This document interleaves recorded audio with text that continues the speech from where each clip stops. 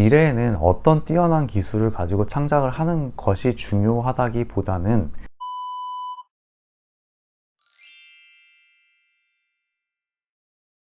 여러분 안녕하세요. 테크놀로지 변호사 알란입니다. 오늘 이야기를 시작하기 앞서서 잠깐만 이 그림을 같이 한번 봐주실까요? 혹시 누구 작품인지 아시나요? 이미 짐작을 어느 정도 하셨겠지만 최근 인공지능 법률 분야에서 이제 상당히 핫한 그림 중에 하나예요. 그러니까 이 그림은 이제 그 DALL-E와 같은 이용자의 이 지시사항 프롬프트에 따라서 그림을 그려주는 인공지능 프로그램으로 이 스티븐 테일러라는 사람이 그린 그림입니다. 여기서 일단 이 사람이 그렸다고 표현하는 것부터가 많은 예술가들의 심기를 건드렸죠. 붓도 안 잡아본 사람이 무슨 그림을 그렸다고 표현을 하느냐, 예술계는 이제 죽었다, 이런 식의 비난이 쏟아졌습니다. 이 사람이 이 그림을 가지고 뭘 하려고 했냐면 이 그림을 이제 미국 카피라이트 오피스 저작권청에 등록을 하려고 했어요. 저작권은 간단하게 이제 어떤 아이디어를 어떤 특정 매체에 표현한 것을 재사용하거나 복제하는 권한을 등록한 사람한테 부여하는 건데, 이게 상당히 유명한 소송까지 진행이 됩니다. 저작권 오피스가 2번이나 이 저작권 등록을 깠어요. 그러니까 이 사람이 등록 신청을 하면서 어떻게 했냐면, 일단 저작권자는 본인으로 해놓고 이 작품이 만들어진 인공지능 시스템은 이 크리에이티브 머신, 일종의 자기가 이걸 만들기 위해서 사용했던 도구로 표현을 한 거예요. 저작권 오피스는 등록을 거부를 하면서 뭐라고 했냐면은, 이 작품은 이 human authorship, 즉 사람이 만든 작품이 아니기 때문에 저작권을 등록할 수가 없다라고 했어요. 저작권법은 기본적으로 이 저자가 인간인 경우에만 저작권을 인정을 하고 있기 때문인데요. 여기서 이 그림을 그린 이 아저씨와 저작권 오피스의 의견 차이가 생겨요. 저작권 오피스는 기본적으로 이 창작이라는 작업의 거의 대부분을 이 인공지능 시스템이 행했다고 생각을 한 거예요.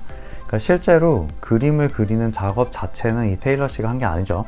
그에 반해서 테일러 씨는 이 그림을 그리는 데 필요한 아이디어는 내가 제공을 한 거고, 인공지능 시스템은 내 아이디어를 표현해주는 도구일 뿐이다.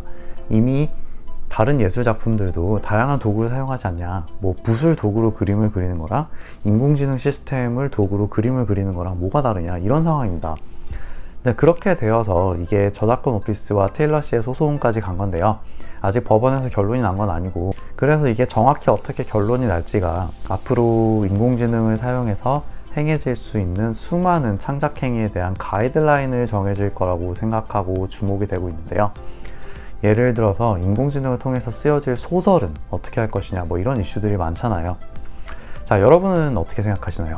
아직 법원의 판결이 나온 것도 아니고 해서 누구의 주장이 더 옳은지를 알 수는 없지만, 제 개인적으로 이 이슈에 대해서는 우리가 이 창작이라는 것을 새로운 패러다임을 통해서 바라볼 필요가 있다고 생각이 들더라고요. 미래에는 어떤 뛰어난 기술을 가지고 창작을 하는 것이 중요하다기보다는 어떤 아이디어를 가지고 창작하느냐가 중요해지는 세상이 올 거라고 봐요.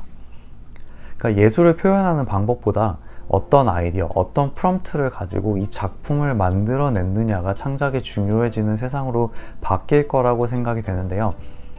그러니까 사실 이런 흐름이 완전히 새로운 컨셉은 아니라고 생각이 드는 게, 미술관 가보면 이제 좀 이해하기 어려운 현대 미술들 많죠. 이제 막말로 그냥 작품만 놓고 보면 저건 나라도 할 수 있겠다 라고 하는 많은 작품들이 전시되어 있는 경우가 종종 있는데, 하지만 이 작품들이 가지는 가치는 이런 아이디어를 처음으로 냈다는 거, 그리고 그걸 통해서 전달하고자 하는 메시지 자체라고 볼 수가 있는 거죠. 바꿔 말하면 인공지능을 사용한 그림도 결국은 제작자가 어떤 묘사와 지시를 통해서 인공지능 시스템이 이런 그림을 그리도록 만들었는지에 더 중요한 가치를 부여하게 된다면, 테일러 씨의 주장처럼 인공지능 소프트웨어도 본인이 그림을 그리는 데 사용했던 한 가지 도구라고 생각할 수 있겠다라고 저는 보거든요. 가수 윤종신 씨가 제 고등학교 선배님이라서 페이스북을 통해서 친구도 맺고 종종 하시는 음악 활동에 대해서 소식을 듣고는 하는데, 최근에 챗GPT를 통해서 가사를 써보셨다는 이 포스팅을 올리면서 남기셨던 첫인상이 기억에 남더라고요. 윤종신 씨도 이 작사가의 입장에서 비슷한 평을 남기셨습니다. 이 창의적 관점의 질문, 그리고 결국 사람이 해야 하는 이 픽 능력이 중요할 것이라 라고요. 그 테일러 씨가 미국 저작권 오피스에 낸 소송이 어떻게 풀어가느냐에 따라서 앞으로 인공지능을 사용한 수많은 창작 활동이 어떤 식으로 사회적이나 법적인 인정을 받느냐의 방향성을 결정하게 될 것 같은데요. 하나의 예술적 도구로 인정하는 사회적 분위기를 조성을 하면서 대신 표절에 대해서는 적절하게 걸러낼 수 있는 장치를 마련해 나가면 훨씬 더 다양한 스펙트럼의 예술을 우리가 누릴 수 있는 세상이 오지 않을까 하는 생각입니다.